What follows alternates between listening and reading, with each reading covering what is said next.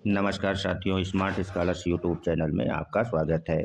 आज हम लोग राज्य की उत्पत्ति के ऐसे सिद्धांत पर चर्चा करने वाले हैं जो कि वर्तमान समय में सभी विद्वानों द्वारा मान्यता प्राप्त है। और यह भी जानेंगे कि राज्य की उत्पत्ति का यह जो सिद्धांत ऐतिहासिक सिद्धांत या विकासवादी सिद्धांत कहलाता है, क्यों कहलाता है, बिंदुवार हम चर्चा इसकी करेंगे। तो चलिए हम लोग अपने चर्चा को आगे बढ़ाते हैं और ये जानने का प्रयास करते हैं कि इसमें क्या कहा गया। तो राज्य की उत्पत्ति का जो ऐतिहासिक या विकासवादी सिद्धांत है, यह वर्तमान समय में मान्य है। और ऐतिहासिक या विकासवादी सिद्धांत का जो मत है वो ये है कि राज्य का निर्माण नहीं किया गया, बल्कि यह तो निरंतर विकास का परिणाम है। अर्थात इस सिद्धांत में ये बतलाया गया कि राज्य का निर्माण नहीं हुआ है, बल्कि इसका क्रमिक रूप से विकास हुआ है। इस संदर्भ में वर्तमान समय के एक विद्वान हैं जो गार्नर, उनका कथन सत्य लगता है और उन्होंने जो अपना कथन कहा है उसको जान लेते हैं। अक्सर विभिन्न परीक्षाओं में इस कथन को पूछ ही लिया जाता है, चाहे वो टीजीटी हो, पीजीटी हो या असिस्टेंट प्रोफेसर की परीक्षा में। तो यदि आप नोट्स बना रहे हैं तो इस कथन को अवश्य नोट कर लें।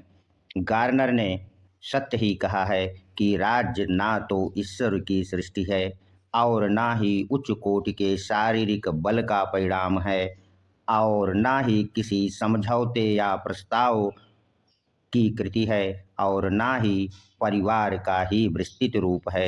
यह तो क्रमिक विकास से उदित एक ऐतिहासिक संस्था है।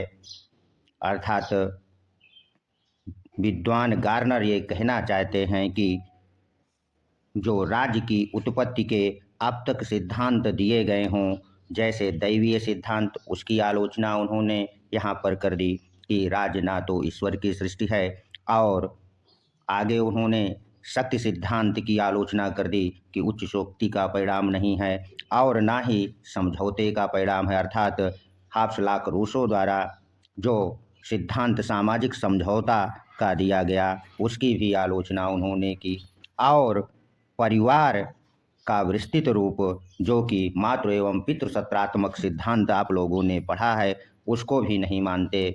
आगे वो ये कहते हैं कि राज्य का विकास क्रमिक रूप से हुआ है और यह एक ऐतिहासिक संस्था है। तो आशा करते हैं कि आप लोगों ने राज्य के उत्पत्ति का जो ऐतिहासिक या विकासवादी सिद्धांत है, उसमें गार्नर का क्या मत है, जान चुके हैं। अब हम इस बात की भी चर्चा यहाँ कर लेते हैं कि राज्य की उत्पत्ति का जो यह विकासवादी या ऐतिहासिक सिद्धांत है, इसके विकास में कौन कौन से ऐसे तत्व हैं जो सहायक हैं। तो राज्य की उत्पत्ति का जो ये विकासवादी सिद्धांत है, ये 6 तत्वों की बात करता है जो कि राज्य के विकास में सहायक हुए हैं। तो वो कौन से तत्व हैं? यह कहता है कि राज्य के विकास में जो पहला तत्व है वह रक्त संबंध है।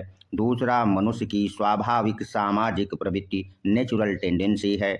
तीसरा तत्व राज्य के विकास में जो सहायता प्रदान किया है वह धर्म है। और चौथा शक्ति है। और पांचवा आर्थिक गतिविधियां हैं। और छठा राजनीतिक चेतना है। इन सब के परिणाम स्वरूप ही राज्य का विकास हुआ है। अब हम ये भी जानेंगे और यह भी जानना हमारे लिए आवश्यक हो जाता है कि राज्य का विकास जो हुआ है, क्या उसका कोई क्रम था? तो जी हाँ, उसका एक क्रम था। राज्य का जो विकास का स्वरूप पहले क्या था और आज क्या हुआ है, इसके स्वरूप में कितना परिवर्तन हुआ है, उसको भी हम लोग यहाँ पर जान लेते हैं। तो राज्य के विकास का जो स्वरूप प्राचीन काल में था, तो सबसे पहले कौन सा राज्य बना? कबीला राज्य। कबीला राज्य का रूप परिवर्तित होकर के प्राच्य राज्य बना और फिर प्राच्य राज्य से यूनानी राज्य में में यह परिवर्तित हुआ और यूनानी राज्य का जो स्वरूप था वह बदलकर रोमन राज्य का रूप धारण किया और रोमन राज्य से सामंती राज्य बने। फिर उसके बाद जो आधुनिक राज्य हम देखते हैं का स्वरूप मिलता है। यहाँ से आप लोग इसे अवश्य नोट कर लीजिए। कभी कभी परीक्षाओं में, टीजीटी पीजीटी परीक्षाओं में राज्य के क्रमिक विकास का स्वरूप पूछ लेता है, तो इस क्रम को आपको ध्यान में रखना होगा। कबीला राज्य, पाश्च राज्य, यूनानी राज्य, रोमन राज्य, सामंती राज्य और आधुनिक राज्य, ये क्रम से आपको याद रखना होगा। कभी कभी इसके क्रम में दूसरे स्थान पर, तीसरे स्थान पर पूछ सकता है, तो इसे आप अपनी नोट्स बुक में अवश्य नोट कर लीजिए, क्योंकि यह कई बार परीक्षाओं में पूछा भी गया है। अब हम ये भी देख लें कि आधुनिक समय में राज्य का विकास कैसे हुआ। तो आप लोगों ने मैकियावली को पढ़ा होगा। यदि आप लोगों ने मैकियावली को नहीं पढ़ा है तो हमारा कंप्लीट प्लेलिस्ट मैकियावली पर बनी हुई है, उसे जाकर देख लें। आधुनिक राज्य का जो विकास होता है या राज्य शब्द का प्रयोग करने वाला जो विद्वान है वह मैकियावली है, और उसी ने सबसे पहले राष्ट्र राज्य की अवधारणा इटली में स्थापित करने का प्रयास किया था। तो 15वीं शताब्दी में राष्ट्र राज्य हुआ आधुनिक समय में। फिर उपनिवेशवाद आया, यानी उपनिवेशवाद राज्य की स्थापना हुई और वर्तमान में राष्ट्र राज्य हमें दिखाई देते हैं।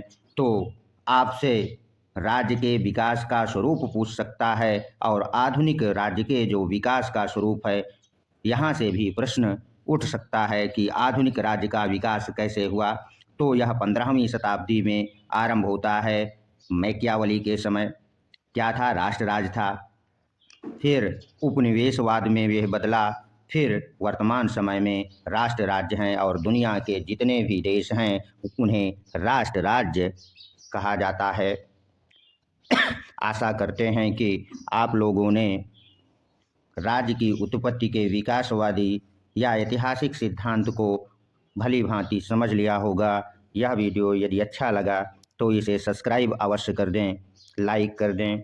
हाँ, ऐसे विद्यार्थी जो इस चैनल से आज ही जुड़े हैं उन्हें हम जानकारी देना उचित समझते हैं कि हमारा जो संविधान पर वीडियो है वो अब तक हमने 10 वीडियो संविधान पर बना दिया है। वहाँ से संविधान की तैयारी आप कर सकते हैं।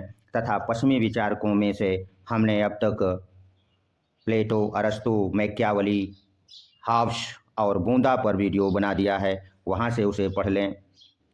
और ताकि आपकी टीजीटी, पीजीटी व असिस्टेंट प्रोफेसर की परीक्षा की तैयारी यदि आप राजनीति विज्ञान से कर रहे हैं तो बेहतर हो सके। धन्यवाद। मिलते हैं अगले वीडियो में।